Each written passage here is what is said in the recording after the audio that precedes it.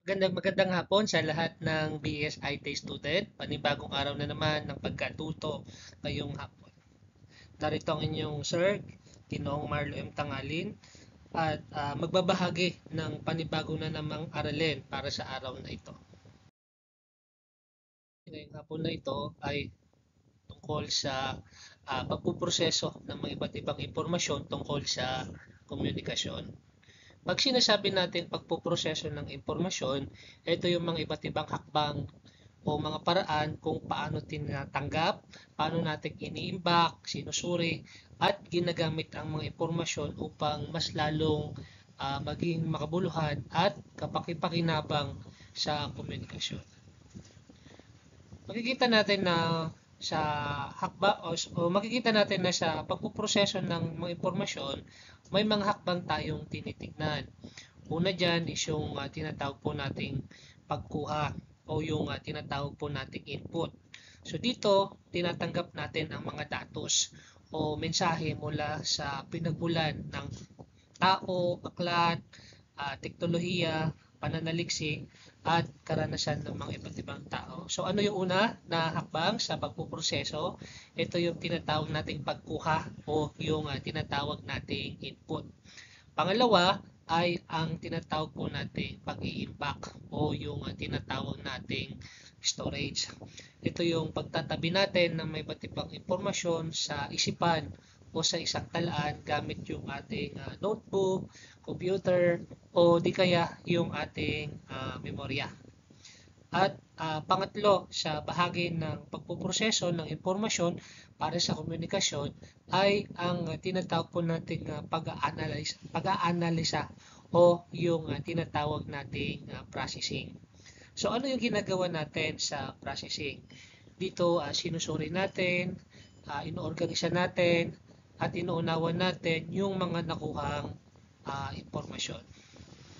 At sumunod dito is yung tinatawag po nating paglalapat o yung tinatawag po nating output.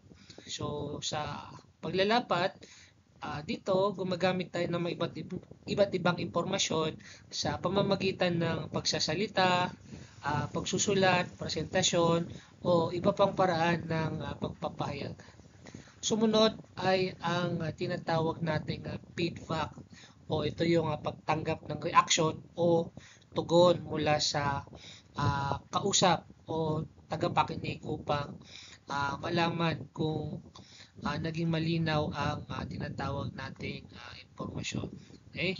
So ngayon, bakit mahalaga yung tinatawag nating pagpoproseso ng impormasyon para sa komunikasyon? So syempre, pag merong pagpuproseso na nangyari, mas malinaw na naipapahayag yung mga datos o yung mga idea na nagaganap po natin. Higit sa lahat, nagbibigay tayo ng tamang kaalaman o yung tinatawag po natin pwedeng makaiwas sa maling impormasyon pag tayo ay nakapagproseso ng impormasyon para sa komunikasyon. Siyempre, dahil po sa pagpuproseso natin ng impormasyon, nagpapahusay sa komunikasyon at nagiging epektibo yung palitan ng tinatawag nating idea. Sa pamamagitan ng pagpuproseso, napapalalim yung pangunawa natin. Natututo ang tao na magsuri at gumamit ng mga iba't ibang tamang impormasyon bago magsalita at magsulat. Ngayon, titignan natin yung mga iba't ibang mungkahi at pagkuha ng impormasyon buhat sa mga tinatawag po nating mga sanggunian. Unang-una, sa mga mungkahing pwede natin gawin ay ang paggamit ng silid-aklatan. So ano ba paano ba tayo nakakakuha ng impormasyon sa silid-aklatan? Gumagamit tayo ng card catalog, OPAC, para mas lalo nating madaling makita ang mga aklat na kinakailangan natin o yung mga titignan ng mga references kagaya ng libro, encyclopedia, ano ba, diksyonaryo at yung mga almanac. So pag meron tayong OPAC, mas mabilisan yung pagkuha natin ng impormasyon sa library. Pangalawa na maaring maging mungkahi sa pagkuha ng impormasyon ay pagsangguni sa mga guro at mga eksperto sa mga iba't ibang larangan. So, minsan, magtanong tayo sa mga guro, sa ating mga profesor, sa mga kolehiyo, o yung mga taong may sapat na kaalaman tungkol sa paksa. So, makikita natin na makakakuha tayo ng mas malinaw at maasahang impormasyon mula sa kanilang karanasan at mga expertise. Now, paano pa tayo makakakuha ng impormasyon buhat sa mga iba't ibang sanggunian? Pwede rin tayong gumamit ng internet at digital resources. Okay? So, gumamit tayo ng mga credible websites lamang, kagaya ng edukasyon, ng pamahalaan, at mga akademikong website lamang. So, tayo mag-download lang tayo sa mga journal, sa mga e-books, at mga iba't ibang mga research article. Ingatan natin ang paggamit ng mali impormasyon mula sa hindi mapagkakatiwalaang site. Pangapat na mungkahi at sa pagkuha ng impormasyon ay ang pagsangguni sa mga tinatawag natin mga print media. Ano ba yung mga print media? Ito yung mga pahayagan, mga magazine at mga journal para sa para sa pinakabagong balita at opinyon na makukuha natin. So makikita natin na sa pamamagitan ng paggamit ng mga journal, mas mainam tayo makakuha ng paksa na napapanahon tungkol sa issue nating tinatalakay. Sumunod na mungkahi is yung paggamit ng primaryang sanggunian o yung direktang mangalap ng datos mula sa interview, mula sa survey, sa dokumento, even mga larawan at mga obserbasyon. So makikita natin na mas kapani-paniwala dahil ito ay sariwa at orihinal na impormasyon natin. Pang-anim na mungkahi at pagkuha ng impormasyon ay sa pamamagitan ng pag-organisa ng impormasyon. Paano tayo makapag-organisa? Gumamit tayo ng mga note-taking o paggawa ng mga balangkas upang mas lalo nating maayos na madali tayong makapag-ayos ng mga nakuhang datos. Siyempre, pag tayo ay kumuha ng mga impormasyon, isulat natin ang pinagmulan o yung tinatawag nating citation para maiwasan ang plagiarism at para mas madaling balikan yung mga iba't ibang references. So sa madaling sabi, ang pagkuha ng impormasyon ay dapat piliin kung ano ang tama, pagkakatiwalaan at nauukol na sanggunian.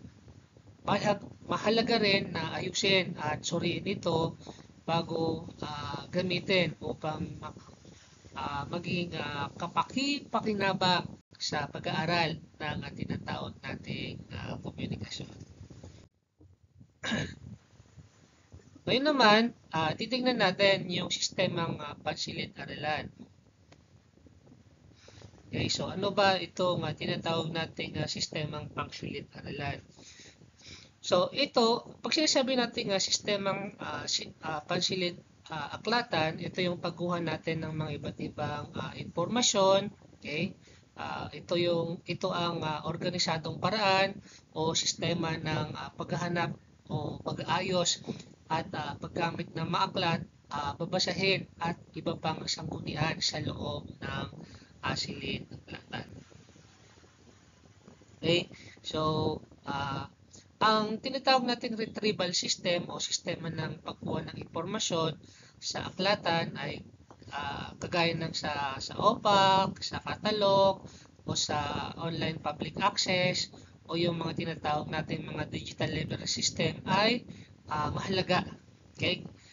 Dahil makikita natin na mas mabilis ang paghahanap natin ng impormasyon. Hindi na natin kailangang isa-isahin ang mga bawat libro sa aklatan dahil nakaayos na ang mga talaan ng libro ayon sa paksa, pag-aaral o pamagat ng ating pag-aaral. Siyempre, sa sistemang pansilid-aklatan, makikita natin na mas episyente o mas efficient ang paggamit ng oras. So, pag may silid na klatan, na ma-maximize natin yung oras natin sa loob ng klase. Mas natutulungan natin ang mga mag-aral na makakuha ng tamang impormasyon sa sanggunian kailangan nila sa kanilang pananaliksik. Makikita rin natin na mas malawak ang nakukolektang impormasyon pag meron tayong maayos na retrieval system. Bakit? Dahil mas madaling makita ang mga kaugnay ng mga materyales sa ating libro at mas napapahusay ang pagkakaroon natin ng pag-aaral sapagkat nagkakaroon tayo ng sapat at tamang datos na gagamitin ng mga estudyante para makakatulong sa paggawa nila ng kanilang mga taktak at aralin. So sa madaling sabi, ang sistemang pansilid-aklatan ay isang organisadong pamamaraan ng paghahanap ng tinatawag nating impormasyon. Kung maayos ang retrieval system natin, mas nagiging madali, mabilis at epektibo rin ang pag-aaral ng mga mag-aaral. Tanong, nasubukan nyo na bang pumunta sa mga library para maghanap ng mga libro o hanggang sa ngayon is nakabase na lang tayo sa internet? Okay? So, yun ang tawag nito, malaking hamon sa atin. Or ang challenge din kasi minsan sa atin, walang maayos na silid-aklatan, particularly sa case ng CBSU campus. Maliit ang campus, kukunti ang libro, so sometimes mas naiinganyo pa tayo na maghanap ng mga informasyon. Pero ako bilang isang teacher, ini-encourage ko na pumunta kayo sa silid-aklatan. Kasi yung mga makikita natin mga references doon is mas credible kaysa kadalasan yung mga nakikita lang natin na datos mula sa internet. Okay, sumunod natin tignan ay ang mabuting epekto ng computer o online system sa mga silid-aklatan. Okay? So makikita natin na isa sa magandang epekto ng tinatawag po natin online system ay mas mapadali ang pagkuha natin ng impormasyon kung may maayos na internet connection sa bahay. Siyempre, okay? Siyempre, sa online system, mabilis ang access. Alam naman natin na sa internet, agad nakakahanap tayo ng datos mula sa iba't ibang sanggunian, tulad ng e-books, ng journal, even mga research article at mga Pangalawang kabutihan ng paggamit ng online system is maraming mga mag-aaral ang nakakapag-basa ng isang sanggunian sa parehong tawag ito, sa tinatawag nating parehong oras dahil ang mga ito ay dahil ang mga ito tulad ng aklat at artikulo ay nasa elektronikong sa traditional na aklatan, makikita natin na may isang aklat lang ang ginagamit ng maraming estudyante o minsan sa library, hindi sabay-sabay ang mga mag-aaral sa paggamit ng libro. Pero pagdating sa online, kahit lahat tayo sabay-sabay na pwedeng mag-access sa e-book, pwede natin magamit. Sa traditional, kailangan nating hintayin sila. Okay? Ngunit sa elektronikong sanggunian, kagaya ng e-books, journals, o mga iba't ibang digital article, sabay-sabay natin na ma-access. Okay? Maaari nating buksan, ng mga maraming estudyante ang mga iba't ibang files, okay? O websites ng sabay-sabay kahit nasa magkaibang lugar sila. Makikita natin na sa online, mas efficient din. Okay? Hindi na kailangan ng pila o reservation sa library para sa isang kopya ng libro. Sa online, mas maginhawa, maaaring buksan lamang ang cellphone, laptop, o tablet, o anumang device na meron po tayo. Okay? Sa online, mas malawak ang paggamit. Okay? Nakikita natin na nababawasan ang limitasyon ng physical na libro na iisa lang ang maaring humiram sa isang pagkakataon. So sa madaling salita, ang pagkakaroon ng mga sangguniang elektronikong anyo ay nagbibigay ng pagkakataon sa maraming mag-aaral na sabay-sabay na magamit ang mga parehong aklat o artikulo, kaya mas mabilis na o mas napapadali na ang kanilang pag-aaral at pananaliksik.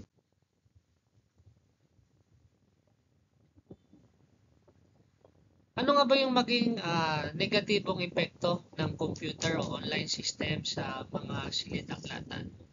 Okay? Unang-una, ah, yung limited na subscription ng mga eskwelahan sa sangguniang nanggagaling sa mga online system ay nagbibigay ng limitadong access, okay, para sa mga mag-aaral na gagamitin nila sa kanilang references. Maraming mga journal, e-books at mga iba't ibang database ang may subscriptions o may bayad para makagamit. Kaya ang problema, kung limitado ang budget ng isang paaralan, hindi lahat ng mahalagang sanggunian ay magiging available sa lahat ng mga estudyante. Ano yung magiging epekto niyan? So, syempre, magiging limitado yung access sa impormasyon. Di lahat ng akdang kailangan ng mga mag-aaral ay nabubuksan, lalo na kung kailangan ng mga premium accounts o nakalock yung mga iba't ibang materyales. Siyempre, maaaring maging epekto, kakulangan sa pananaliksik. Maaaring hindi maging kumpleto ang datos na nakuha ng estudyante para sa kanilang mga assignment, research, o di kaya mga iba't ibang project. Minsan, tayo, ang isa sa mga naging negatibo is pagiging dependent natin sa mga libreng sources. Okay? So makikita natin na mas napipilitan ng mga mag-aaral na umasa sa iba't ibang libreng websites na hindi palaging maasahan o credible. Okay, yun ang nagiging problema natin. Ang mga mag-aaral na may sapat na pondo para sa subscription ay mas makakakuha ng malawak at dekalidad na impormasyon kumpara sa mga eskwelahan na kapos sa mga iba't ibang resources. Okay? Yun ang medyo problematic. So, makikita natin na kung limitado yung mga subscription natin ng pinagkukunan ng mga online na masanggunian, limitado rin yung saklaw o kaalaman or impormasyon na makukuha ng mga estudyante sa kanilang pag-aaral.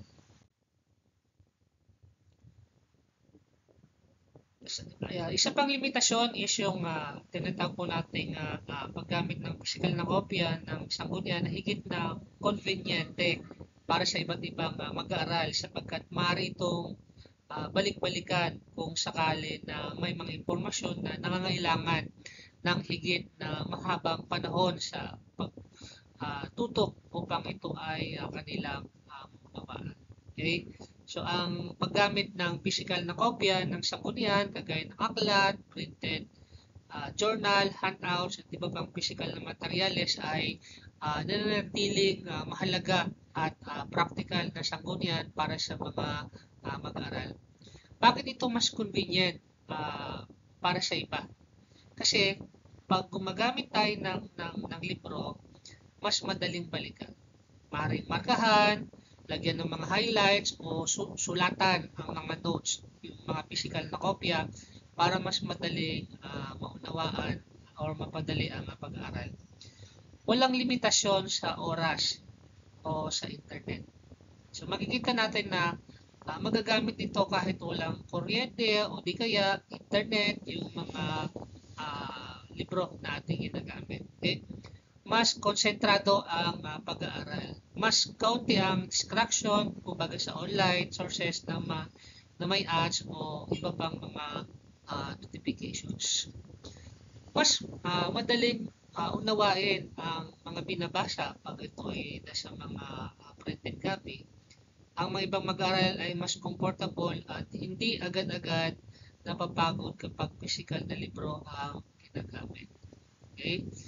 Siyempre, pag libro, maaari ito balikan muli kahit matagal na panahon na. Basta maayos ang pagkakatago ng libro. Makikita natin na ang pisikal na sanggunian ay nagbibigay ng komportableng paraan sa mga mag-aaral or mas nagiging komportableng paraan para sa pag-aaral sa mga estudyante. Estudyanteng nangangailangan ng masinsinang pagbabasa at mahabang oras sa pagbabasa.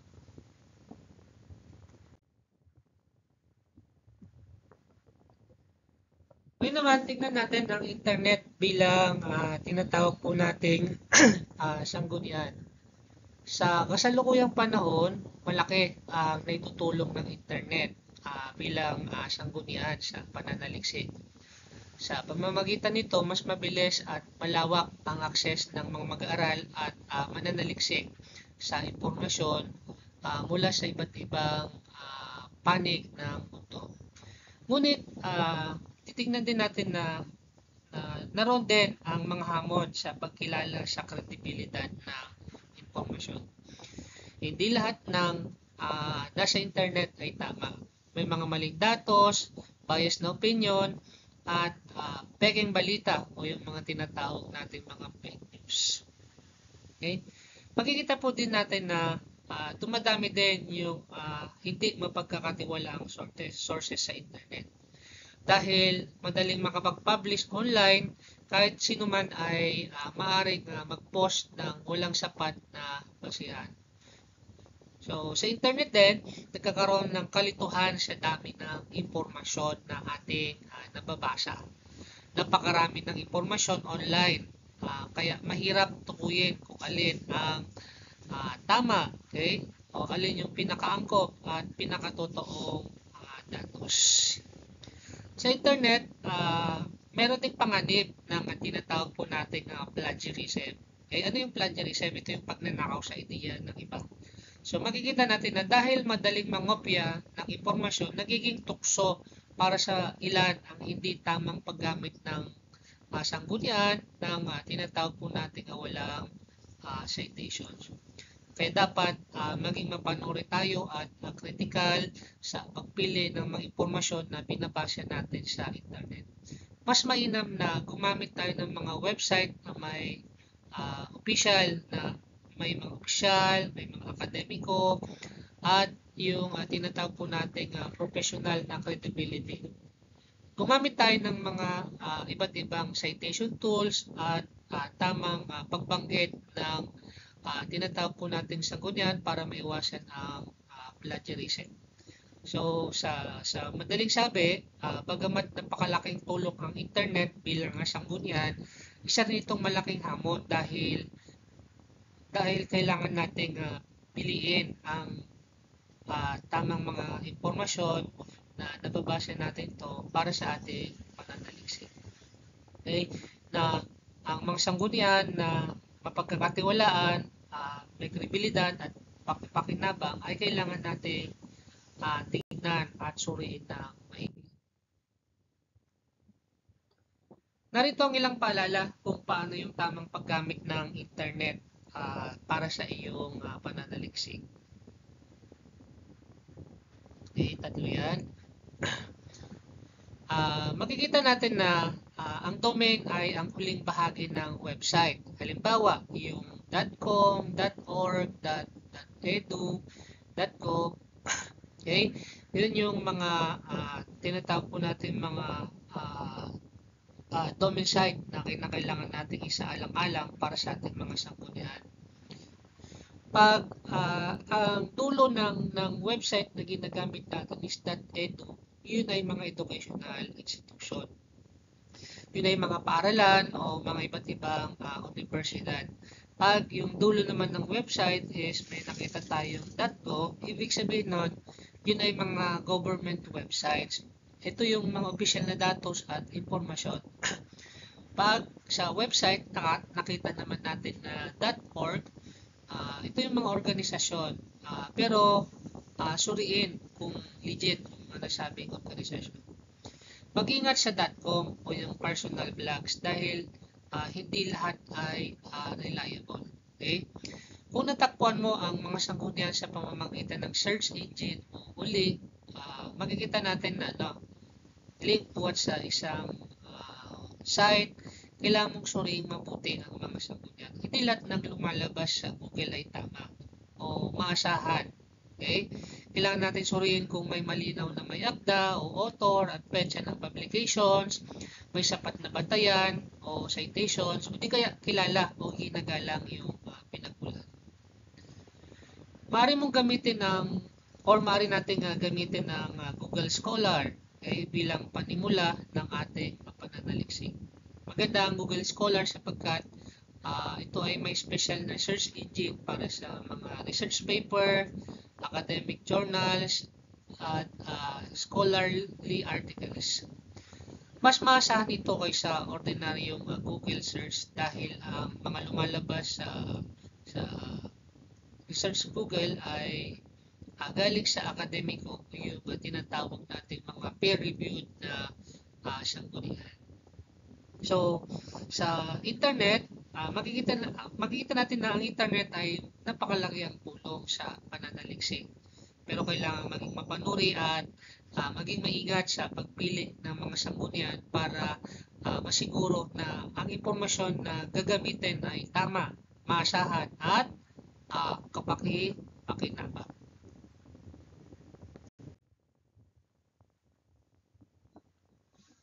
Okay, susunod nating pag-aaralan ay ang sanggunian buhat sa bibliografiya. So, ano ba ang ibig sabihin ng sanggunian buhat sa bibliografiya? Ito yung paggamit natin ng mga talaan, ng mga sanggunian, ng isang naunang pag-aaral, aklat o artikulo o di kaya pananaliksik upang makahanap ng tinatawag po natin mga datos. Sa bibliografiya, nakalista ang lahat ng mga ginamit na sanggunian ng isang manunulat o mananaliksik. Kapag tinignan natin ang sangguniang ito, maaari tayong makahanap ng iba pang mahalagang babasahin na may kaugnay sa ating paksa. Okay? Dahil nandun sa mga references nila. Mainam itong gamitin dahil hindi lamang tayo umaasa mismo sa aklat o artikulo, kundi umaasa din tayo sa mga natuklasan din ng iba pang publikasyon o publication tungkol sa pinagmulan ng impormasyon. Bawa, kung tayo ay nagsusulat, kung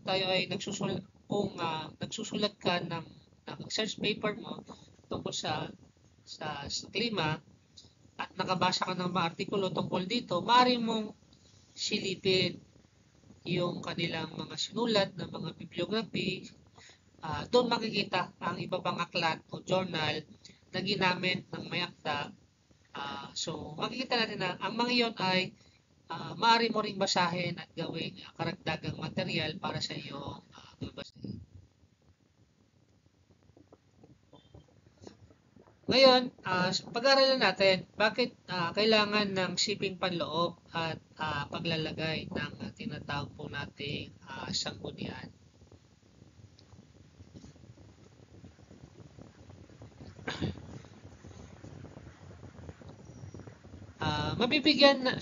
Bakit mahalaga na mabigyan ng pagkilala ang may akda sa pamamagitan ng citation o shipping panloob? Ang Tagalog ng citation is shipping panloob. Kailangan natin ng shipping panloob dahil kinikilala natin yung original na may akda ng idea na ginamit mo. So, pinapakita nito ang respeto sa tinatawag nating intellectual na pag-aari ng iba. Nakakaiwas ito sa pamamagitan ng plagiarism o pag-angkin ng gawa ng ibang tao. Okay? Pangalawa is mabigyan ng sapat na validasyon ang inyong argumento. Ang pagsuporta ng inyong mga ideya sa mga lehitimo at maasahang sanggunian ay nagpapalakas sa iyong sariling argumento.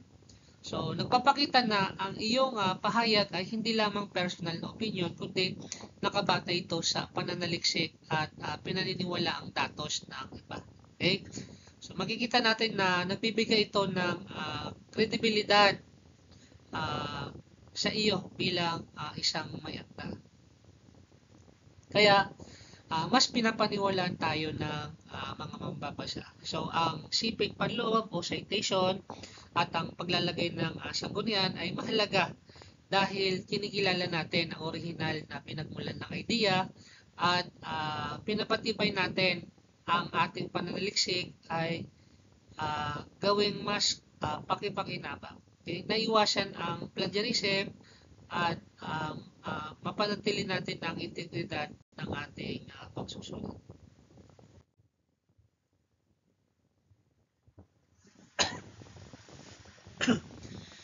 Okay, sunod is mabuksan ang batis na pinagmulan ng isang prinsipyo o paniniwala.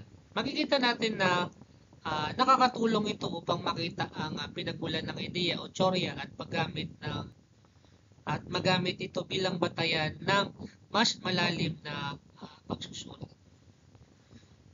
Sumunod ay nagbibigay ng alam sa mga mambabasa ng iyong akda kung paano napapanahon ng ideya sa iyong sinusuri para pag-aralan. Nakikita natin sa bibliography na ang taon ng publikasyon, kaya nasusuri natin kung bago pa at akma pa ang sanggunian sa kasalukuyang pananaliksik. Okay? Sumunod is makakatulong upang patunayan na ang iyong ideya ay sinusuportahan ng ibang sinusuportahan ng iba literatura at pag-aaral na nagpapatatag ng iyong argumento. Dahil makakahanap ka ng iba't ibang literatura o pag-aaral na sumusuporta sa iyong argumento, nagiging mas matibay ang iyong pananaliksik. Okay? At pang-anim, maiwasan ang pagnanakaw ng talino ng iba o yung tinatawag nating plagiarism. Sa pamamagitan ng wastong paggamit ng mga sanggunian mula sa bibliografiya, naipapakita natin yung na iginagalang natin ang pinagmulan ng idea at hindi mo talaga inaangkin ito. So, sa madaling sabi, ang paggamit ng sanggunian mula sa bibliografiya ay parang pagbubukas ng pinto para mas marami pang mapagkukunan ng kaalaman at impormasyon at mapagtibay ang mga bagay na gusto nating pag-aralan.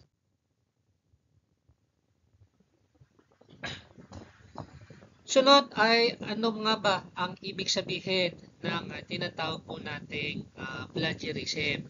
Ito ay tumutukoy sa pagnanakaw ng idea ng iba. Kapag may naglalahad ng ideya o naglalahad ng ideya sa parang sarili mong gawa, ngunit ang katotohanan ay hinango mo lamang ito sa iba, ito ay tinatawag na plagiarism. Maritong tawag nito, merong dalawang uri ng tinatawag po nating plagiarism. Direktang plagiarism o kapag kinopya mo mismo ang salita o bahagi ng akda ng iba nang walang nabanggit o pagkilala sa pinagmulan. Indirektang plagiarism kapag isinalin mo o binago mo ang pagkakasabi ng ideya o yung tinatawag nating paraphrasing. Ngunit hindi pa rin binabanggit kung saan ito nagmula. Kaya kinakailangan po natin banggitin pa rin. So, ano nga ba yung halimbawa ng direktang plagiarism o plagiarismo? Okay? Ito yung kinopya natin ang isang talata mula sa aklat at isinama sa iyong papel na walang citations. Yung direkta naman na di direktang plagiarism, ito yung binago mo yung mga salita ng talata, ngunit hindi mo pa rin tinukoy ang may akda o pinagmulan. Kaya mahalagang gumamit ng wastong pagbabanggit ng sanggunian o yung tinatawag nating citations at bibliography upang may pakita ang respeto sa original na may akda at may iwasan ang paglabag sa etika ng pananaliksik.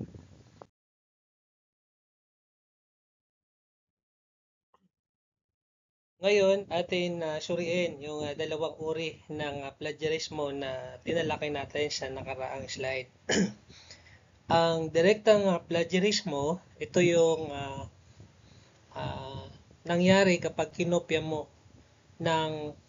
ng mananaliksik ang isang akdang buong buo sa orihinal na may akda. Verbatim kinopya mo. Okay? Isinama pa ang mga parehong baybay, bantas at yung tinatawag nating mga struktura. Kahit maliman ang mga ito na walang pagbibigay ng pagpapakilala ay mali pa rin. Okay? Ano yung halimbawa ng direktang plagiarismo?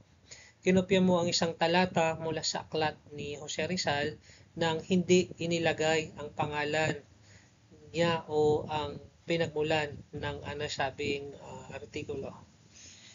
Sumunod is yung tinatawag nating direktang plagiarismo.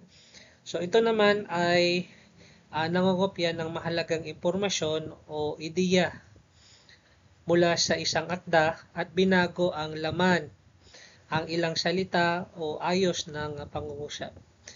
Makikita natin na kahit may kaunting modifications o pagbabago, hindi pa rin kung hindi pa rin kinilala ang original na may-ari ng akda ay maaari pa rin itong plagiarismo. Halimbawa, binago mo ang ilang salita mula sa isang journal article ngunit hindi ka naglagay ng citations. Kung kanino ito galing ay kinakailangan mong i-cite. Sa madaling salita, pareho silang uri ng pagnanakaw ng talino. Ang kaibahan lang, ang direktang plagiarism ay buong pangungopya. Ang didirektang plagiarismo ay paraphrase o pagbabago ng kaunti pero walang pagkilala sa pinagmulan ng akda.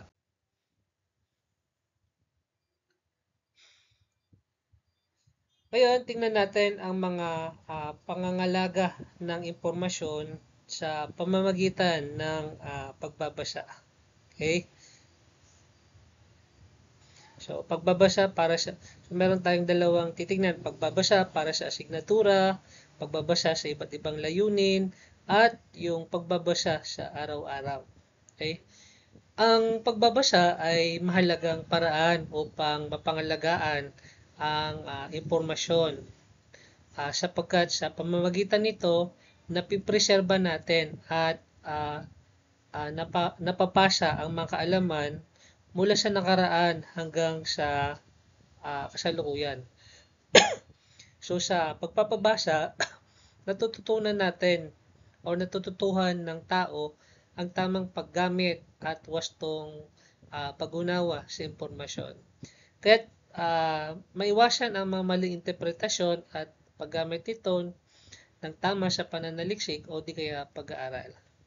Bukod pa dito, ang patuloy na pagbabasa mula sa iba't ibang mapagkakatiwalaang sanggunian gaya ng aklat, artikulo at journal ay nakakatulong upang mapanatiling tumpak, bago at kapaki-pakinabang ang mga impormasyon. So, sa madaling salita, ang pagbabasa ay hindi lamang paraan ng pagkuha ng impormasyon, kundi isang paraan ng pangangalaga dahil binibigyan buhay nito ang mga ideya at pinapasa sa susunod na henerasyon.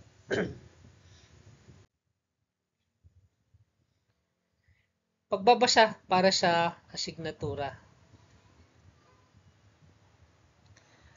Mahalaga ang pagbabasa sa iba't ibang materyales upang magkaroon tayo ng sapat na batayan at paninindigan.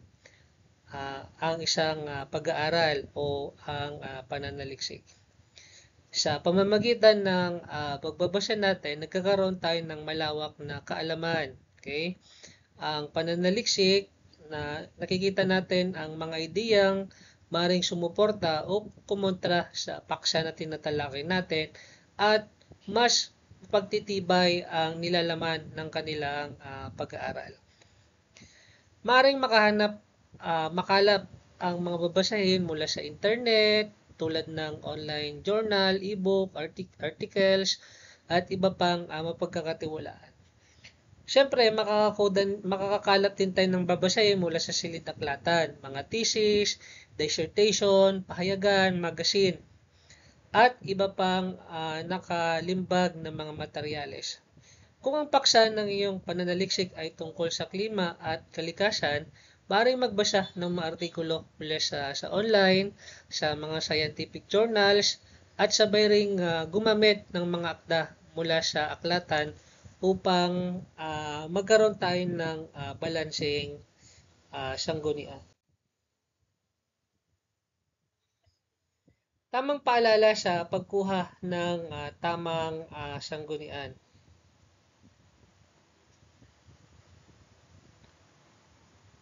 Unang-una, maging mapili sa mga sanggunian na gagamitin sa pag-aaral. Di lahat ng nakasulat o nasa internet ay mapagkakatiwalaan. Pili ng ah, mga sanggunian na may otoridad, maasahan, at may kinalaman sa iyong paksang tinatalakay.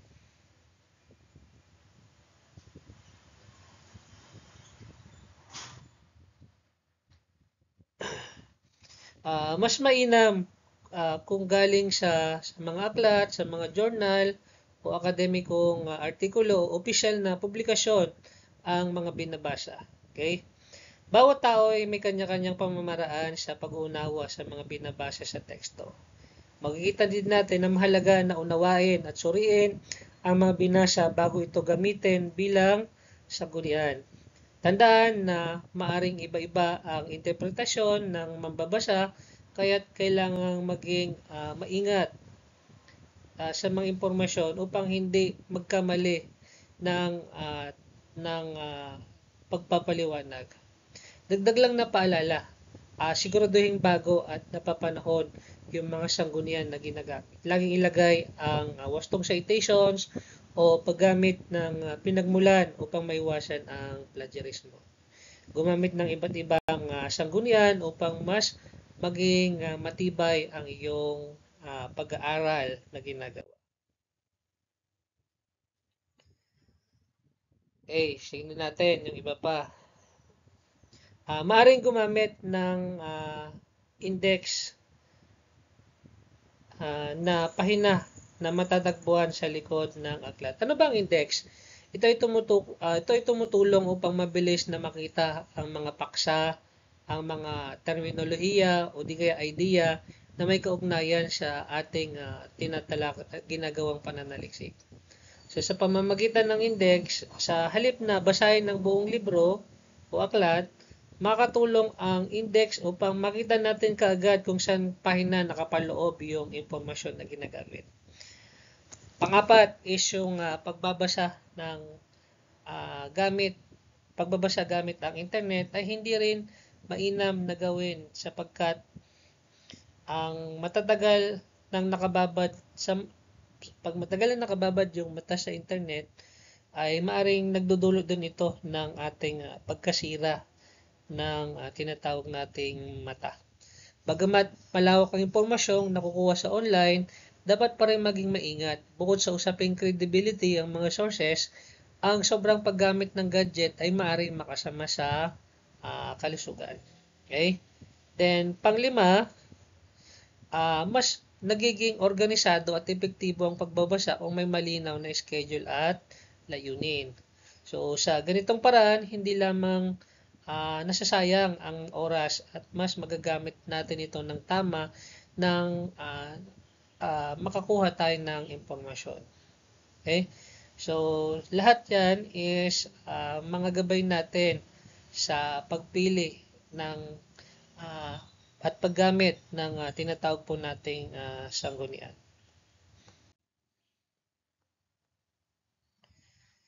Ngayon naman, tingnan natin ang pagbabasa sa iba't ibang layunin. So, bago sa gawa ng mga mag-aaral ang pagbabasa, mahalaga na mailatag muna ang ng mga mag-aaral o mananaliksik kung ano nga ba ang kanilang nais na mangyari matapos isagawa ang pag-aaral. So, makita natin na dapat batid natin kung ano nga ba yung layunin, kung bakit tayo ay nagbabasa.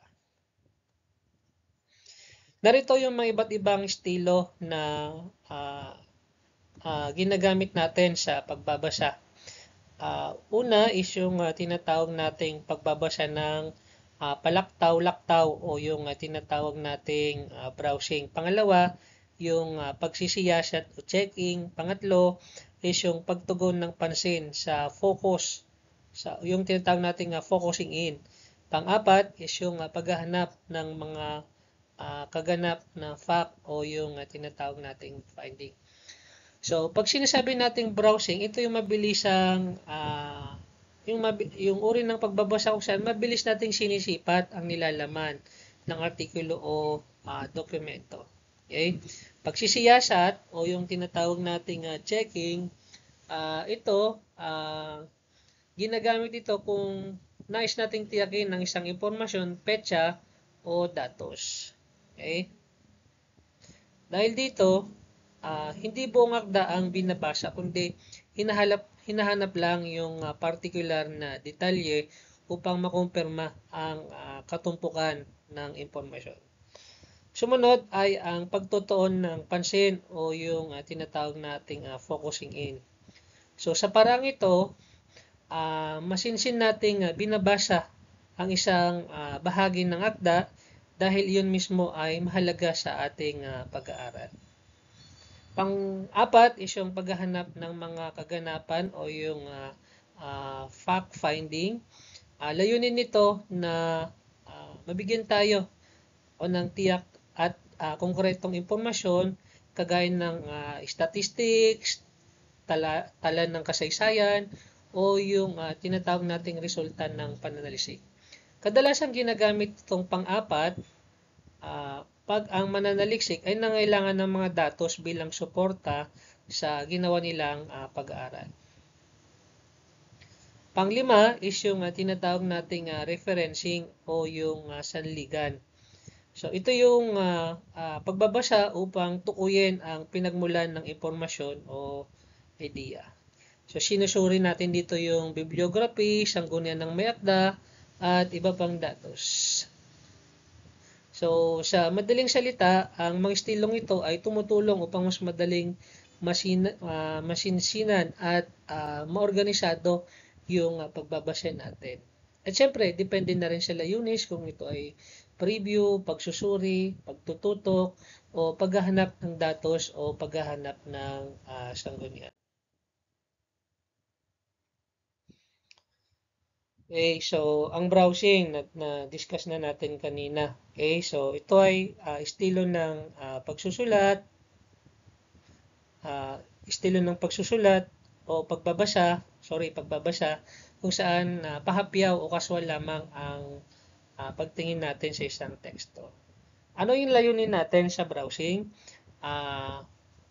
Makita agad ang pangunahing idea at malaman kung may mahalagang nilalaman na maaring makuha sa ating paksa. Hindi ito masusing pagbabasa kundi isang mabilisan na paraan lamang ng pagbabasa upang matansya kung sulit bang pagpatuloy ang pagbabasa ng kabuuang materyales.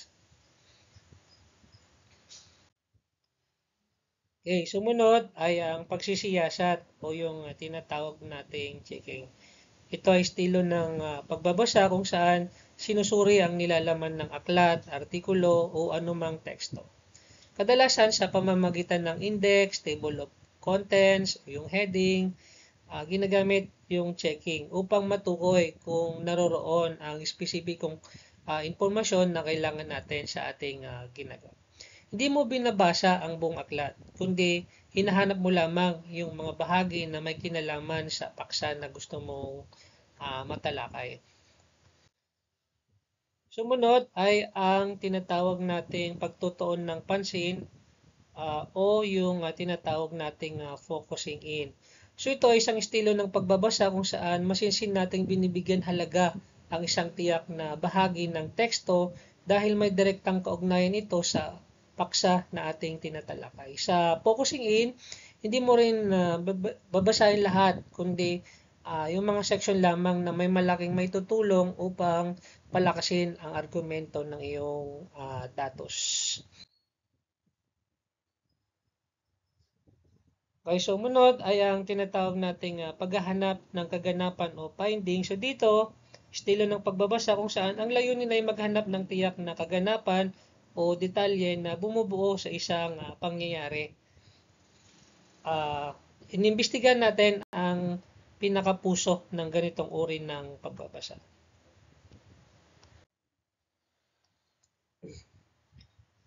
Sumunod is yung tinatawag nating sanligan o referencing. Isang uri ng tekstong pagbabasa, okay? Na kung saan ang mag-aral ay mag-aral ng mananaliksik ay nangailangan ng karagdagang teksto upang ang kabuuan ng isang larawan ay mas lalong maintindihan. Okay, sumunod ay ang pagbabasa sa pangunawa. Ang mananaliksik ay naglalayong maunawaan ng buong buo ang teksto at mga ibang impormasyon na kapaloob dito. Ito rin ay pagbabasa na nangailangan ng tinatawag nating komprehensibong paglalarawan. Narito yung mga hakbang upang mas lalong makatulong o magkaroon tayo ng mataas na komprehensibong pagbabasa ng teksto. Siyempre, magkaroon tayo ng kaliwanagan sa layunin ng pagbabasa. Pangalawa ay ang pagkikipagpalitan ng kuro sa binasa, ang teksto. Sumunod ay maaring pumili ng aklat na madaling unawain bago sumangguni sa higit na komplikadong teksto. Pangapat, iminumungkahi ang pagbibigay ng pagkakataon sa mata upang makapagpahinga ng ilang minuto para sa maayos na pagbabasa. Panglima ay ang pagtatala habang isinasagawa ang pagbabasa sa isang epektibong estratehiya. At pang-ani, paghahanap ng mga mag-aral o mananaliksik na kayang na ng kanyang sariling kakayahan o kapasidad sa pag-unawa ng teksto. Narito pa yung mga imang mungkahin ng pagbabasa, magkaroon ng regular na pagpapatingin sa mata, tingnan tingnan kung higit pang komportable ang pagbabasa sa malalaking mga teksto. Kung may tensyang palitan ng kulay at font, tingnan din ninyo kasi tawag nito, delikado din ito sa ating mata. Paggamit ng tamang ilaw, pag tayo nagbabasa, sa pangailangan ng liwanag ng ating mga estratehiya sa pananaliksik ang ating susunod na pag-aaral or pag-aaralan.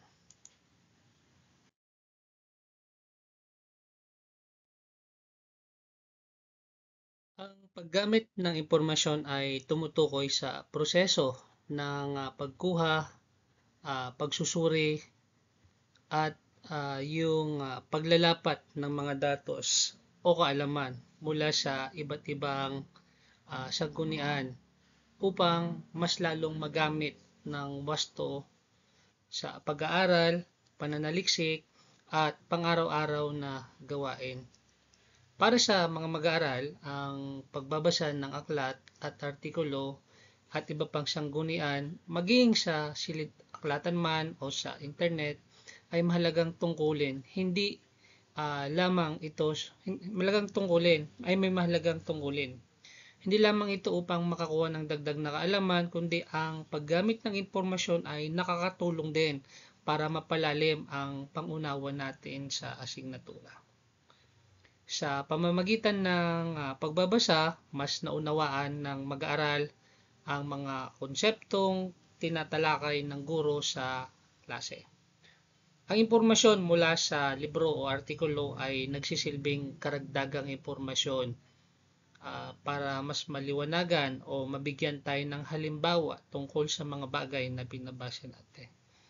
Ang paggamit ng impormasyon ay nakakatulong para masuri at mapaghambing natin ang mga iba't ibang datos na nabasa natin batay sa mga iba't ibang sanggunian na nagamit natin. Ang pangungulekta ng impormasyon sa iba't ibang mapagkukunan ay nagbibigay ng pagkakataon sa mga mag-aaral na ihambing at suriin ang pagkakaiba ng pananaw. Natututo silang pumili kung alin ang pinakaangkop at kapaki-pakiniwalang bagay na gusto nilang matutunan. Ang paggamit din ng impormasyon ay nakakatulong ito para maging handa sa paggawa ng pananaliksik at pagbuo natin ng idea. Na ang impormasyong nakalap ay maaring gamitin natin bilang batayan sa paggawa ng research paper, project o report na ginagawa natin sa ating mga klase. Ang paggamit ng impormasyon ay mahalaga ito upang mas maging makatotohanan at mapagkakatiwalaan ng ating gawa. Then, ang paggamit din ng impormasyon ay nakakatulong para sa pagpapalawak ng ating kaalaman at ang kakayahan. Ang pagbasa ay hindi lamang nakakatulong sa pang-akademikong pangangailangan. Ito ay nakakatulong para magbukas ng mas malawak na pangunawa sa lipunan at kultura natin, particularly sa agham at iba pang larangan. Siyempre, pag tayo ay gumagamit ng impormasyon, napapalakas din yung ating critical thinking skills. Kapag marunong gumamit ng impormasyon, natututo ang mga mag-aral na hindi lamang tanggapin agad ang lahat ng nababasa. Sa halip, natuto tayong magsuri, magtanong at magbigay ng sarili nating pananaw batay sa mga ebidensyang nakalatag.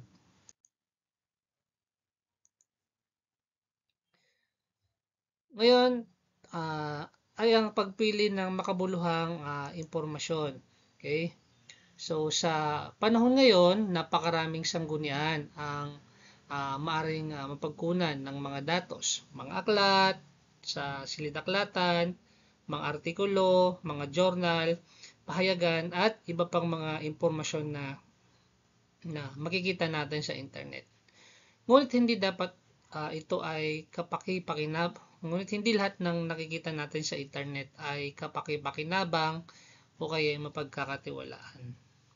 Kaya mahalaga na ang bawat mag-aaral ay marunong pumili ng makabuluhang impormasyon sa makabuluhang impormasyon para na ginagamit nila sa kanilang tamang pag-aaral at pananaliksik. Ngayon, ano ba yung mga dapat nating isaalang-alang pag tayo ay nagpipili ng makabuluhang impormasyon? Siyempre, una-una, tingnan natin ang kaugnay na paksa. Okay? Dapat piliin lamang ang mga impormasyon may direktang kinalaman sa paksa ng pananaliksik o aralin. Iwasan ang mga datos na labas sa layunin ng inyong pag-aaral. Sumunod na mahalagang impormasyon, yung mahalagang i-consider natin sa pagpili ng impormasyon, ng makabuluhang impormasyon ay tingnan natin ang kredibilidad ng pinagmulan ng binabasa nating artikulo. Siguraduhin na ang sanggunian ay mapagkakatiwalaan tulad ng aklat na gawa ng eksperto, mga journal na may peer review at mga artikulong mula sa kilala at lehitimong institusyon o organisasyon. Ang pagpili rin ng makabuluhang impormasyon ay isa rin sa mga kailangan natin i-consider ay ang pagiging napapanahon ng impormasyon. Okay? Mahalaga na tinitingnan natin ang petsa ng pagkalathala ang mga impormasyon bago ba o ito ba ay napapanahon, ito ba ay may bigat, lalo na tungkol sa pinag-aaralan nating leksyon, okay, at mga kasalukuyang issue. Pag pumipili din tayo ng makabuluhang impormasyon, okay, siguraduhin natin na tumpak at walang bias. Okay? Ang datos ay dapat nakabatay sa ebidensya at hindi lamang sa opinyon. iwasan ang mga sangguniang may malinaw na pagkiling o personal na interest na kung saan maaaring makaapekto doon sa resulta ng ginawa nating pananaliksik. Sa pagpili natin ng makabulang impormasyon, pumili tayo ng malinaw at komprehensibo na ang mga impormasyon na madaling maunawaan at nagbibigay ng malinaw na pahayag. Ang mahabang detalye ay dapat nakakatulong sa pagpapalawak natin ng kaalaman at hindi dapat nakakalito. So sa madaling sabi, ang pagpili ng makabuluhang impormasyon ay nangangailangan ng pagiging matalino at mapanuri sa paggamit ng mga sanggunian upang masiguro na lahat ng datos na gagamitin ay tama, mapagkakatiwalaan at makakatulong sa pagbuo ng mas maayos at makabuluhang pag-aaral.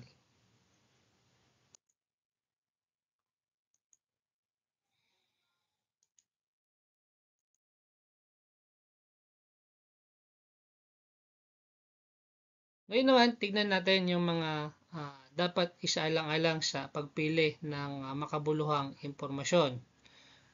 Una-una ay yung pagkakaroon ng layunin. Pangalawa ay yung pagsasaalang-alang ng mga datos na mayroon sa kasalukuyan. Okay? So, sa pagkuha ng mga layunin, siguraduhin natin na bago magsimula ang pangangalap ng impormasyon, mahalagang malinaw sa mga mag-aaral kung ano ba yung layunin nila,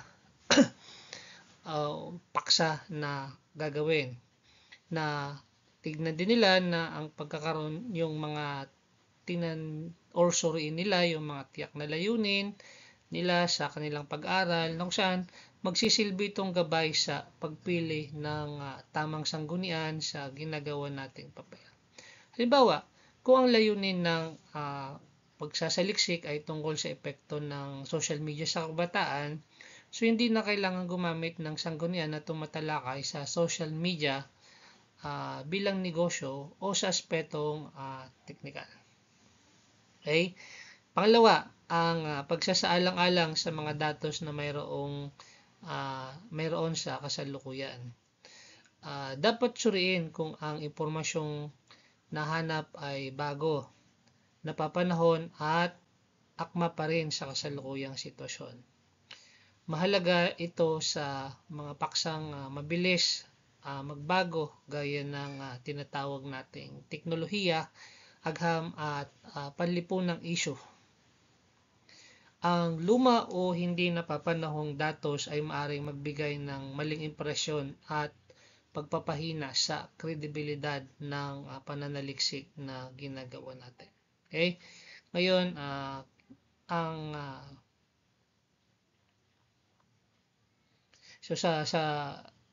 sa pangkabuuan, ang pagpili ng makabuluhang impormasyon ay hindi basta pagkuha ng kahit anong datos na nabasa.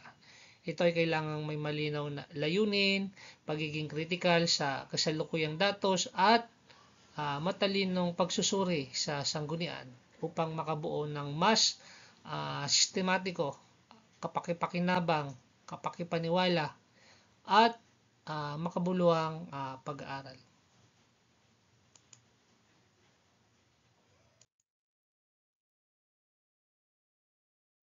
Proceed tayo sa pang-apat. Okay? Sisaya sa atin natin ang mga iba't ibang impormasyon na nakalap. Nakalap nga ba?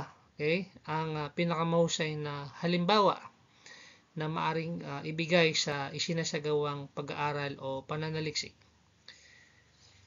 Makikita natin na hindi sapat na basta may makuhang impormasyon lang. Kailangan ding tiyakin na ang pinakamainam at pinakamabuluhang halimbawa sa ating pag-aaral ay makuha natin.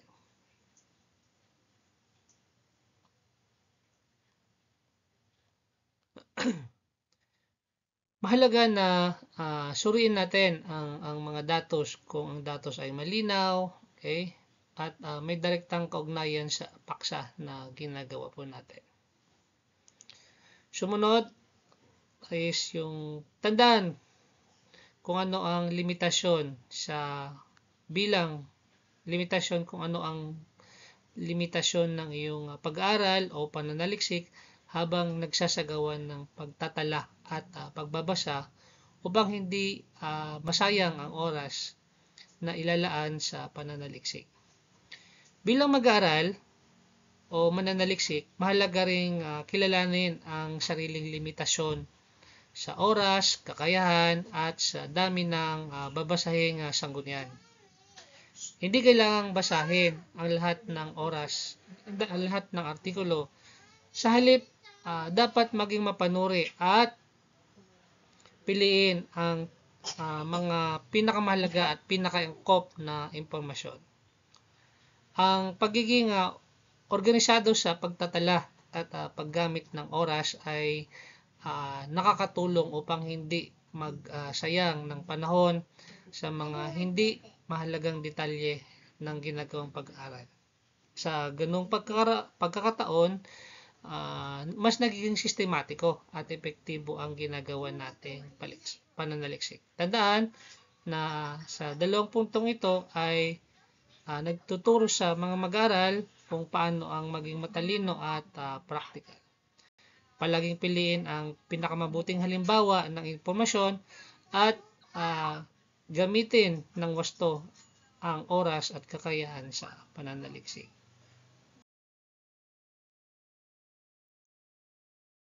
Paggamit ng journal. Ang journal ay isa sa pinakamahalagang sanggunian sa pag-aaral at pananaliksik. Ito ay naglalaman ng mga artikulo o pag-aaral na isinulat ng mga eksperto sa iba't ibang larangan tulad ng agham, edukasyon, medisina, panitikan at marami pang iba. Karaniwan itong dumadaan sa masusing peer review ang mga journal bago ito mailathala, kaya't mataas ang antas ng kredibilidad at mapagkakatiwalaan ang mga impormasyon taglay nito. Mahalagang gamitin ang mga journal. Bakit? Dahil mapagkakatiwalaan at tumpak.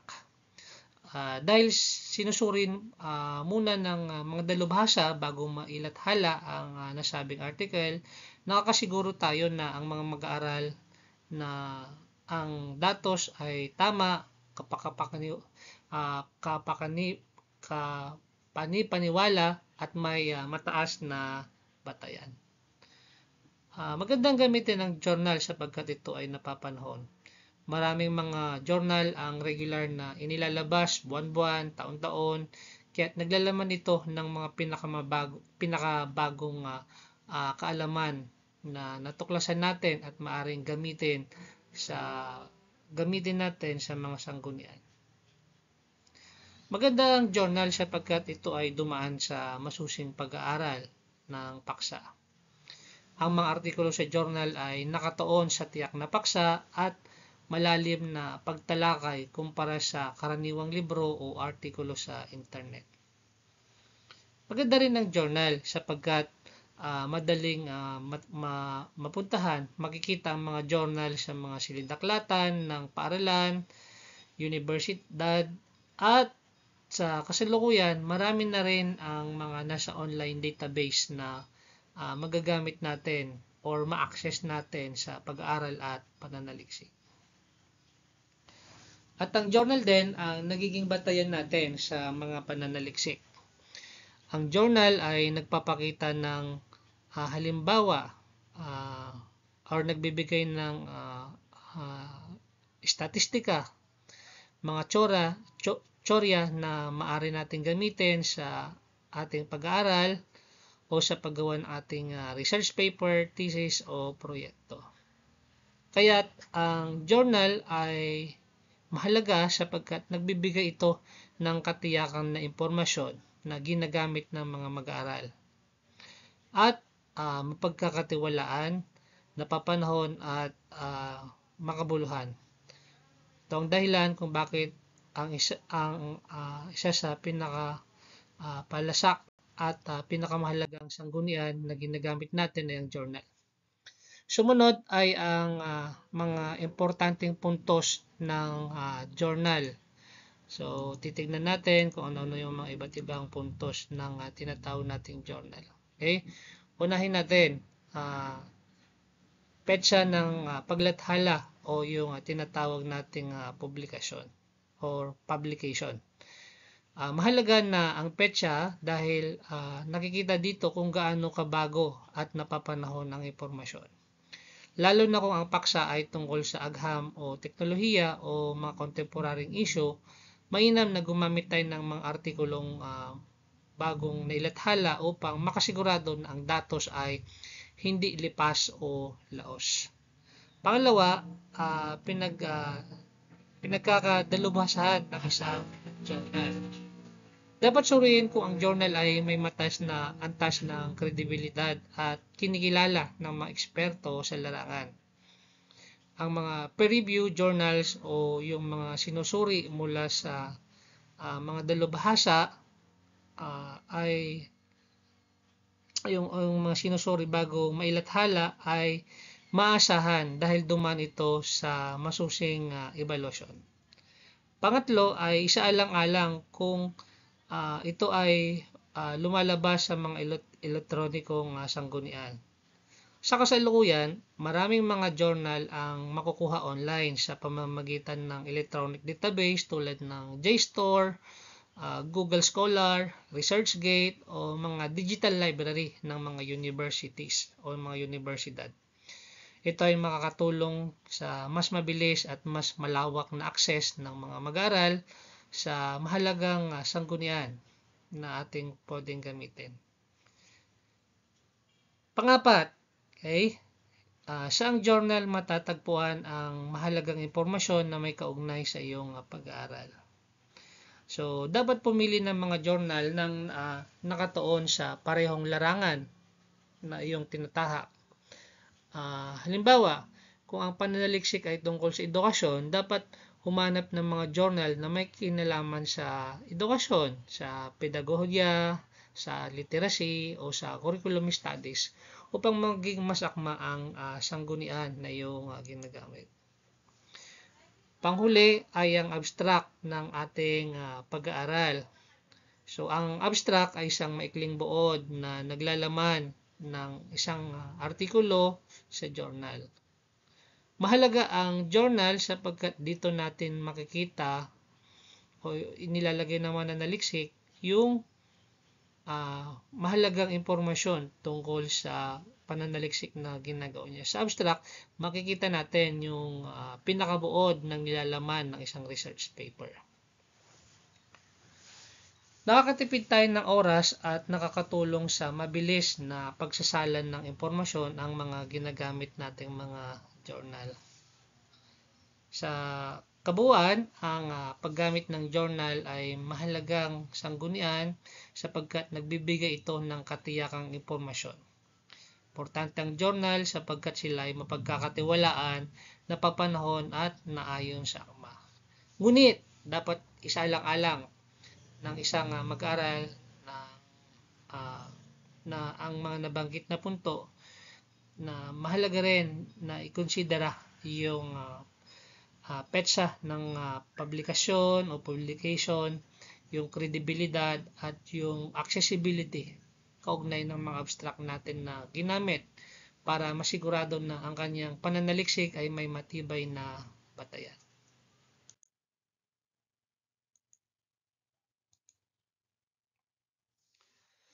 Sunod nating paksa ay ang pag-aaral ng pag-aayos ng file para sa impormasyon. Ang pagiging organisado ay isang mahalagang kasanayan na dapat nating taglayin lahat ng mga mag-aaral, okay, sa proseso ng tinatawag nating pananaliksik. Ang maayos na pag-aayos ng mga file at impormasyon ay nakakatulong upang mas mapadali ang paghahanap, pagsusuri at paggamit natin ng mga datos. Ngayon, narito yung mga ilang mahalagang dahilan or pag-aralan din natin yung mga mahalagang dahilan at paraan kung bakit mahalaga ang pag-ayos ng pag-file. Siyempre, pag nag-ayos tayo ng file, napapanatili natin yung kaayusan. Kapag maayos ang kategorya ng mga file, halimbawa, nakahiwalay ang mga artikulo o journal, statistics, at tala mula sa aklat, hindi mahihirapan ang mga mag-aral na hanapin ang particular na impormasyon na kanyang kailangan. Importante ang pagpa-file ng impormasyon dahil nakakaiwas tayo sa pagkawala ng tinatawag nating datos. Pag nagpa-file tayo, ang file ay nagiging maayos at ang pagkakatago ay madaling mawala or malimutan. Kung ito ay maayos sa folder, printed man o digital, nasisiguro natin na lahat ng sanggunian ay ligtas at madali ring mabuksan kapag kinakailangan. Maganda na meron tayong filing system sapagkat nagiging sistematiko tayong mananaliksik. Ang maayos na organisasyon, impormasyon ay nakakatulong upang magkaroon tayo ng mas malinaw na daloy ng pananaliksik. Mas madaling makabuo ng outline, pagsusuri at konklusyon kung malinaw ang paghahanay natin ng ating mga datos. Ang pag-ayos ng file para sa impormasyon ay nagpapalakas sa credibility ng pananaliksik. Ang maayos na pagtatala at pag-ayos ng mga impormasyon ay nagbibigay ng malinaw na ebidensya ng pananaliksik ay ginawa sa pamamagitan ng sistematikong pamamaraan. Sa kabuuan, ang pag-aaral ang pagsasayos ng file sa impormasyon ay hindi lamang tungkol sa kalinisan at kaayusan, kundi ito ay nagiging pundasyon ng maayos, mabilis at kapaki-pakinabang na pananaliksik.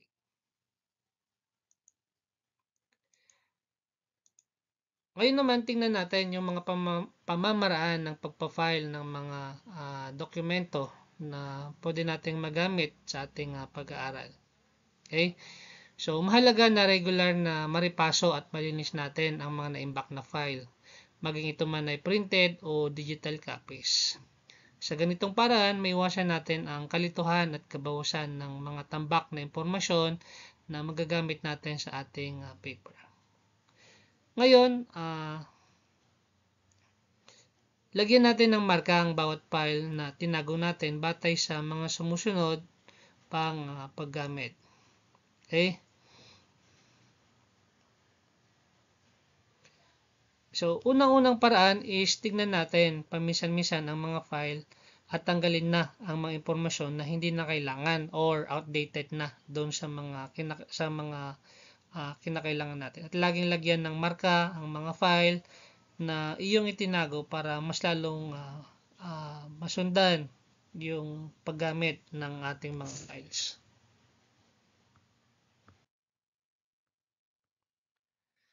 Ngayon naman, tingnan natin yung mga iba't ibang estratehiya na pwede nating gawin upang matandaan ang mga impormasyon na ating ginagamit.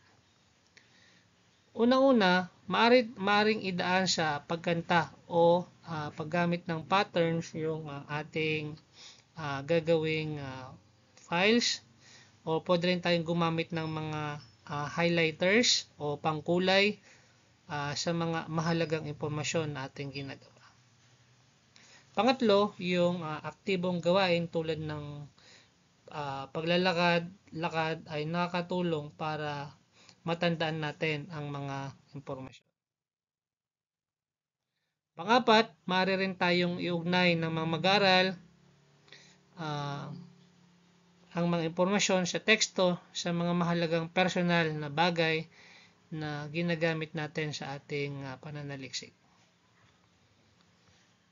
Panglima ay makakatulong din sa pagtanda ng mga impormasyon ang mga paglalagay ng mga illustration sa iba't ibang marka habang tayo ay nagbabasa. Ngayon naman, tingnan natin ang konsepto ng tinatawag nating pagbubuod. Ang pagbubuod ay isang kasanayan sa pananaliksik at pag-isip na nangangailangan ng pagpapahayag muli ng mga idea o nilalaman ng isang akda gamit ang sariling pananaliksik o sariling pananalita para makabuo. So sa halip na kopyahin ng direkta ang lahat ng sinabi ng may akda, pinaikli at pinasimple natin ang mga impormasyon habang nananatiling buo at tapat sa pangunahing diwa ng orihinal na teksto.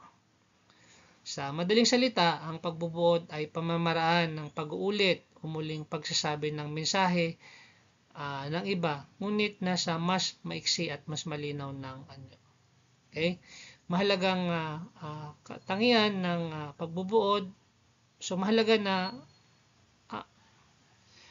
katangian ng pagbubuod ay maikli ngunit buo ang diwa. Iniiwan ang mga detalye ang hindi gaanong mahalaga. Okay?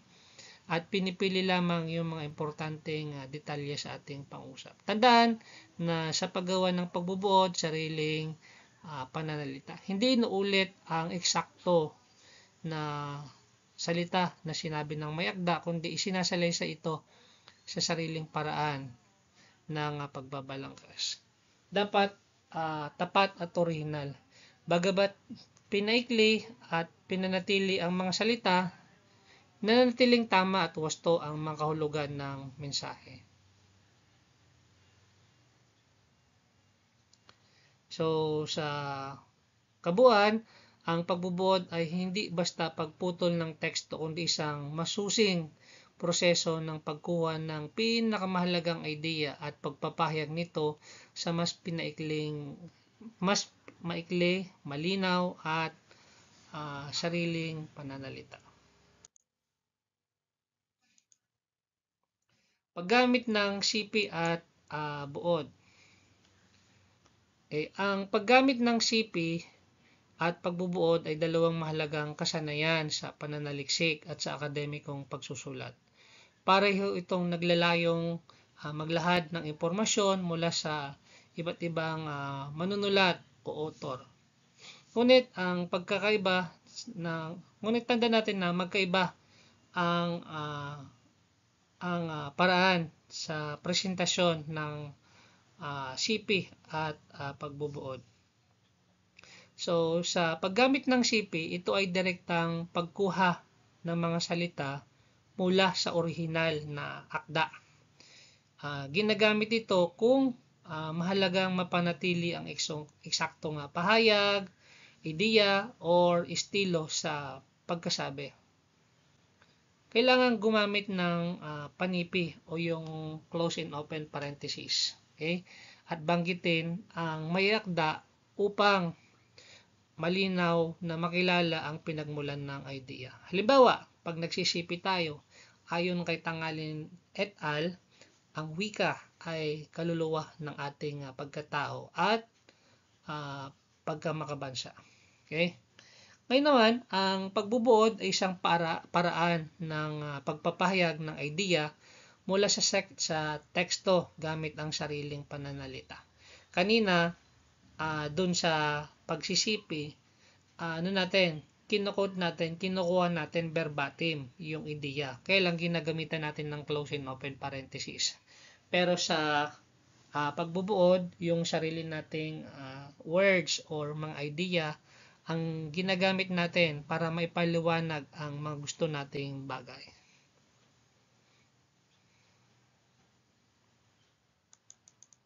Okay. So, nararapat ito kung ang teksto ay maaring paikli. Ang pagbubuod ay ginagamit pag gusto nating paikliin at pinapaliwanag ng hindi nababago o nasasagasaan yung mga original na konteksto ng may akda.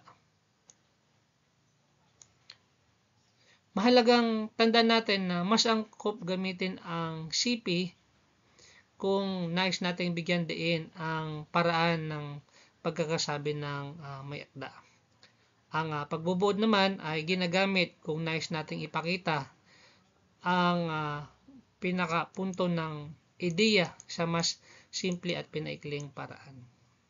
So parehas na sa pagbubuod at si CP, mahalagang igalang ang orihinal na pinagmulan sa pamamagitan ng tamang pagkilala o tinatawag nating citations. Tandaan, ang paggamit ng CP at pagbubuod ay parehong nakakatulong sa pagpapalakas ng pananaliksik basta't ito'y ginagawa ng may tapat at maingat na in-acknowledge ang original na may akda.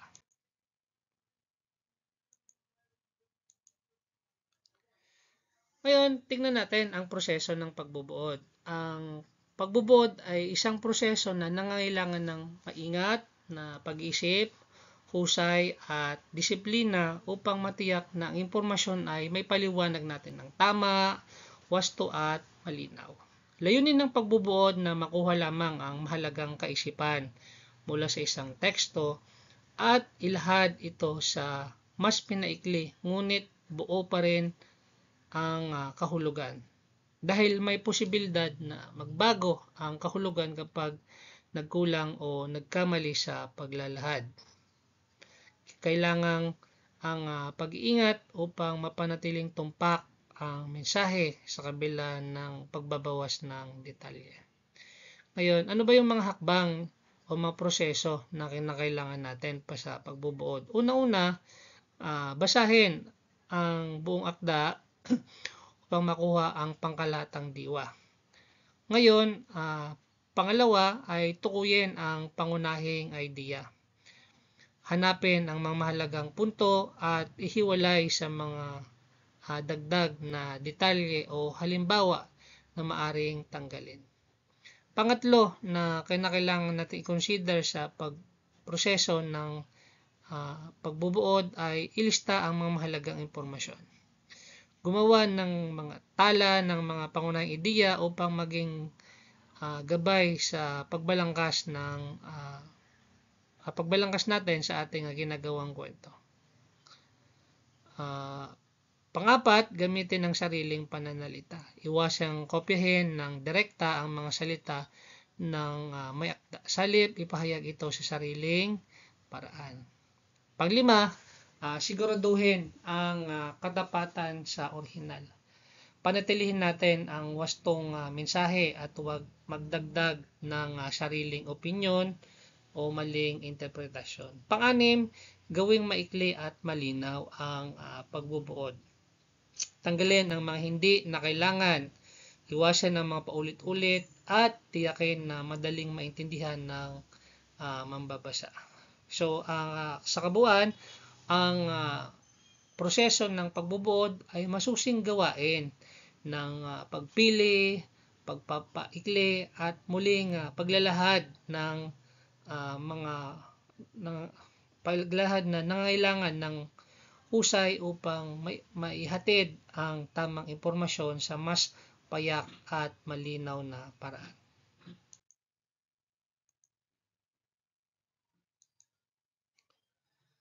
Okay, sunod naman is yung mga paraan na maaring gawin makatulong upang maibigay ang nararapat na buod bilang sanligan ng impormasyon. Siyempre, kailangan nating basahin at unawain ng buong husay ang original na teksto. Okay? So, hindi lamang gumagawa ng buod kundi kung hindi pa hindi maaring gumawa ng buod pag hindi pa lubos na naintindihan o naunawaan ng isang teksto. Paulit-ulit natin itong basahin. Ang unang hakbang ay maingat na mabasa mula simula hanggang sa wakas upang maunawaan ang pangunahing ideya, layunin at tono ng may akda. So sa ganitong paraan, makakasiguro tayo na ang mga mag-aral o mananaliksik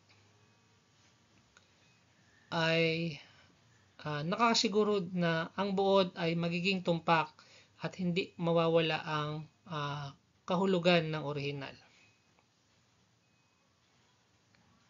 Pag tayo ay paano nakakatulong ang pagbubuod? So gamit tayo ng lapis upang bigyan diin ang mahalagang punto sa binabasa natin na maaring magbigay ng konsiderasyon sa paggawa natin ng pagbubuod. So habang nagbabasa, maaring salangguhitan, markahan ang mga pangunahing ideya, okay, mahalagang datos o pahayag na sentro ng talakayan. Ang paggamit ng lapis o iba pang marka ay nakakatulong upang madaling balikan ang mga puntong mahalaga doon sa ating binasa. Sa ganitong paraan, mas mapapadali ang proseso ng pagpili ng impormasyon. Dapat isama sa buod at maiwasan ng pagsama ng hindi naman kailangang detalye sa ating binabasa.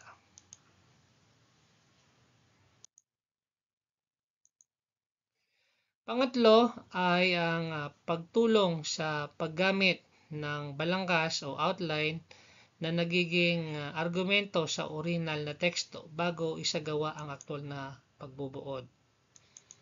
So, ang paggawa ng balangkas ay nagsisilbing gabay upang mailista at maihanay ang mahalagang ideya ayon sa pagkakasunod ng original na teksto.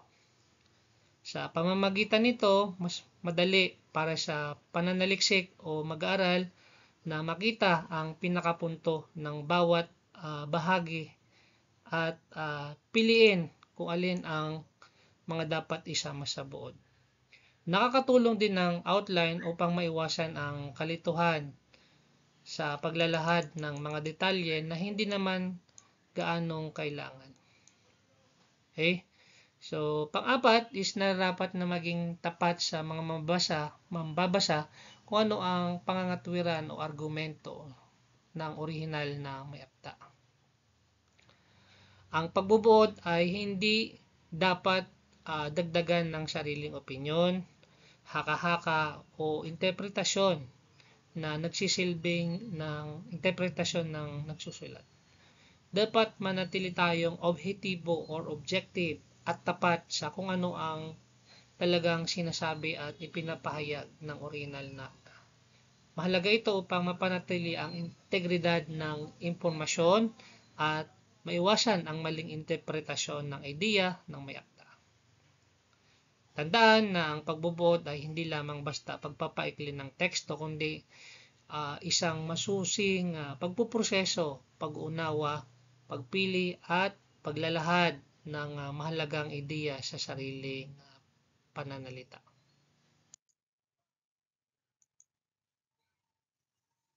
Okay? Ano yung mga konbensyon na pagbubuod? Okay? Una-una, mahalaga na bigyan recognition ng mag-aaral ang original na may akda kung isasagawa ang tinatawag nating pagbubuod. Ang pagbubuod ay hindi lamang simpleng muling pagsalaysay. Ito isang pang-akademiko na nangangailangan ng wastong pagkilala sa pinagmulan ng idea. So, ang pagbibigay ng recognitions o citations ay isang paraan ng paggalang sa karapatan ng may akda at upang maiwasan ang plagiarism. Pangalawa, gumamit ng buod, pangungusap upang ilarawan ang argumento na ibinigay ng orihinal na may akda. Sa pagbubuod, hindi dapat gamitin ang putol-putol na ideya o listahan lamang ng mga salita. Mahalaga na gumamit tayo ng buong pangungusap upang malinaw na maisakatuparan ang pangunahing kaisipan ng author, okay? At ang paggamit ng kompletong pangungusap ay nakakatulong upang mapanatili ang kaayusan, lohikal na daloy ng buod at mas madaling maunawaan ng mambabasa ang kabuuang argumento.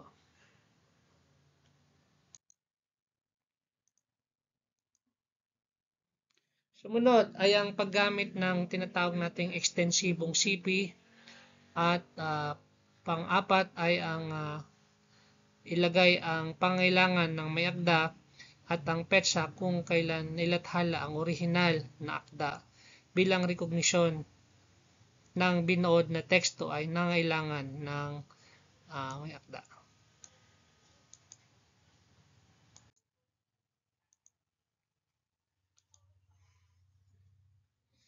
Okay, tingnan naman natin ang konsepto ng pagbubuod at synthesis. Ang synthesis ay maituturing na mas mataas na antas ng pagbubuod, habang ang simpleng pagbubuod ay nakatuon lamang sa pagkuha at muling paglalahad ng mahalagang ideya ng orihinal na teksto gamit ang sarili nilang pananalita. Ang synthesis naman ay higit pa rito. Sa synthesis, hindi lamang inuulit ang mahalagang puntos ng may akda. Sa synthesis, bali pinagsama-sama natin ang sariling pananaw. Pinaglakip natin ang mga mag-aral ng kanilang sariling opinyon, obserbasyon, or interpretasyon sa ideya ng may akda. Sa synthesis, ang resulta ay bagong ideya o insight na pinagsama ang impormasyon mula sa orihinal na teksto at sa pagsusuri ng mag-aral. Ngayon, susunod nating titignan ay ang pagsusuri at pagbibigay ng impormasyon. Sa panahon ngayon, okay, napakadali ang makakuha ng impormasyon dahil sa mabilis na pagunlad ng teknolohiya at internet. Sa pamamagitan ng isang pindot ng ating mouse sa computer, maaaring makahanap tayo ng iba't ibang impormasyon mula sa iba't ibang sanggunian. Subalit, hindi lahat ng impormasyong nakukuha ay maasahan o makabuluhan. Dahil dito, napakahalaga para sa mga mag-aaral na magkaroon ng kasanayan sa pagsusuri at pagbibigay ng tamang impormasyon at interpretasyon na nakalap mula sa datos. Okay? Sa pagsusuri ng datos, titingnan natin kung ito ay masusing tinignan, inanalyze ang mga impormasyon upang matukoy kung alin ang mahalagang at wasto sa ating tinatalakay.